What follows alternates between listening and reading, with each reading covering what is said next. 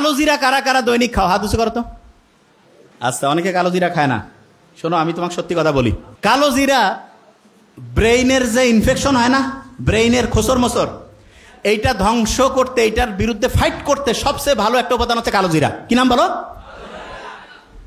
তোমাকে বলছিলাম খেয়াল আছে, ব্রেইনের মধ্যে এক রকমের পানি আছে, এই পানিটা সবচেয়ে পছন্দ করে এরকম একটা উপাদান হচ্ছে মধু। কি উপাদান? বিভিন্ন জায়গায় যে ন্যাচারাল যে মধু পাওয়া যায়, সেই মধুটা প্রত্যেক দিন 1 চামচ 1.5 চামচ করে রেগুলার খাবা কালো জিরা দিয়া। দেখবা আল্লাহর রহমতে তোমার ব্রেইনটা এত পরিষ্কার থাকবে, এত সুন্দরভাবে চিন্তা করতে পারবে। ওই যে মুখতার স্যার বললো না যে ফটোগ্রাফিক মেমোরি, ছবি দেখলো, একটা পৃষ্ঠা মাথায় নিল, সাথে সাথে রিজার্ভ হয়ে গেল। আস্তে আস্তে আল্লাহর রহমতে সেই রকম মেমোরি আল্লাহ চাইলে তোমার হয়ে যাবে। বুঝতে পারছো? তাইলে বলো তো, প্রত্যেকদিন মধু খাবো কিনা?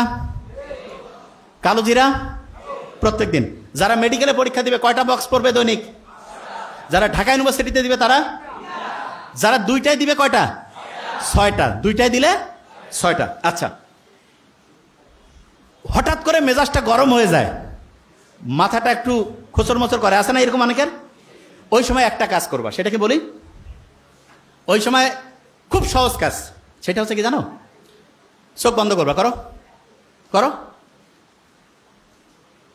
করছো? চোখ বন্ধ করে চিন্তা করো যে তুমি যে জায়গায় চান্স পাইতেছ সেই জায়গায় চান্স পেয়ে গেছো। চিন্তা করো তো, ভালো লাগতেছে? আচ্ছা, একটা জিনিস বলি, পরীক্ষার হলে অনেক সময় খেয়াল পড়ে না, তখন চোখ বন্ধ করলে পড়াটা মাথায় আসে না। কারণটা কি জানো? চোখ হচ্ছে আমাদের প্রায় 80% সেন্স, মানে আমরা আমাদের ব্রেইনের যে খরচ 80% চোখ করে। কে করে? শোনো, একজনের চোখের দিকে তাকাইলে বোঝা যায় না সত্যি বলতেছে না মিথ্যা, এ ভালো চাচ্ছে না খারাপ, বোঝা যায় না? বলে না, চোখটা মানুষের মনের যে প্রতিচ্ছবি, সেটা চোখের মাধ্যমে প্রকাশিত হয়। তোমার একটা পড়া মনে আসতেছে না, তার মানে ব্রেইনে যে জায়গায় পড়াটা রাখছো সেই জায়গা থেকে নেটওয়ার্ক ঠিকভাবে কানেকশন পাচ্ছে না। কানেকশন করার জন্য অনেক সময় তুমি দেখবা হঠাৎ করে তোমার বাসায় কারেন্ট লো ভোল্টেজ হয়েছে বা কারেন্ট চলে গেছে, তখন আমরা এরকম করি না, কিছু কিছু জিনিস বন্ধ করে দিয়ে ফ্যানটা আর যেটা খুব প্রয়োজনীয় সেটা চালু রেখে অন্য সব বন্ধ করে দেয়, যে ভোল্টেজটা একটু ঠিকভাবে এটা পাও। ঠিক তেমনি করে তোমার ব্রেইনের ভোল্টেজে তখন কম বেশি হয়েছে, এই ভোল্টেজটা তখন কিভাবে আসবে? ঠিক চোখ বন্ধ করছো না, তখন এই শক্তিটা তো খরচ আর হচ্ছে না, তখন ও খুঁজতেছে পড়াটাকে, এবং পড়াটা খুঁজে আলহামদুলিল্লাহ চলে আসলো। আরেকটা জিনিস দেখবা, হঠাৎ করে তোমার একটা পড়া মাথায় আসতেছে না, দেখিও পরীক্ষার হল থেকে বাড়ি হইছো, ওই সময় মাথায় আসছে, হয়েছে এরকম হয় না? আচ্ছা, অনেকে কবে এটা কেন হয়?